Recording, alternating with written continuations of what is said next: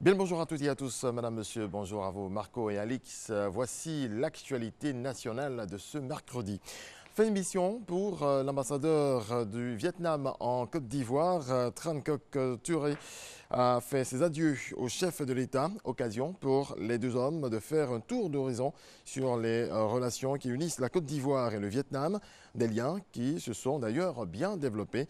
Les perspectives ont aussi été évoquées lors de cette rencontre. On sera à l'hémicycle où il a été également question de perspective 2020. L'Assemblée nationale se prépare à mettre le cap sur les chantiers de l'année qui vient de commencer. Le président de l'Assemblée nationale et les députés ont échangé autour de la question. Amadou Soumaoro met un point d'honneur à leur action en faveur de l'union et de la cohésion nationale en cette année électorale. Renforcement de collaboration entre la radiodiffusion télévision ivoirienne RTI et l'Institut des sciences et techniques de la communication polytechnique ISTC. Les deux structures ont signé hier une convention. Franck Quadio. Poignée de main et échange de parapheurs. Le directeur général de la RTI, Fousseni Dambélé, et le directeur général de l'Institut des sciences et techniques de la communication polytechnique ISTC renforcent et consolident par cette signature de convention leur collaboration. Le contenu, formalisation de stages d'immersion ou pour fin de soutenance de mémoire, diffusion des sports entre autres pour l'ISTC.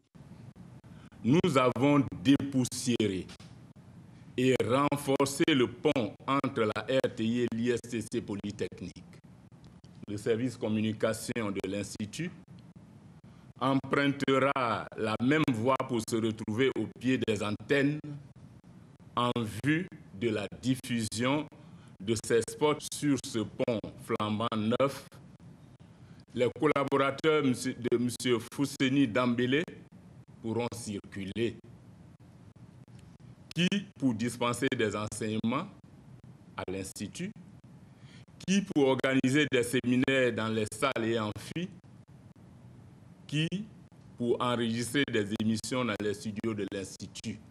Un pont, expression imagée de cette collaboration, une aubaine et une satisfaction exprimée par le directeur général de la RTI.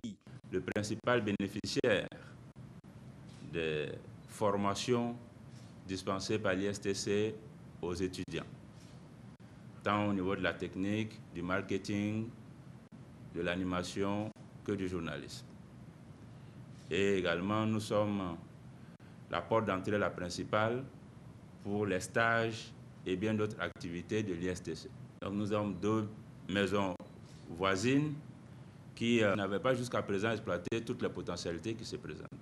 À l'initiative de ce rapprochement des deux institutions, le ministre de la Communication et des Médias, Sidi Thiemoko Touré, qui invite à une franche collaboration.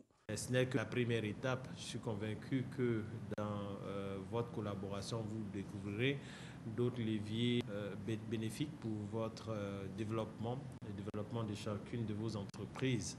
Vous, concessionnaire du service public de l'information, et l'ISTC, concessionnaire bien sûr du service public de la formation sur les matières de technologie de l'information. L'objectif affiché, l'efficacité et la promotion des potentialités internes, la RTI est le média de service public ivoirien et l'ISTC Institut Polytechnique forme au métier de journalisme, à la télécommunication, à la production, aux arts et images. Il a été créé par décret en 1992. À Mans, une fosse commune a été découverte lundi sur la route du lycée moderne 1.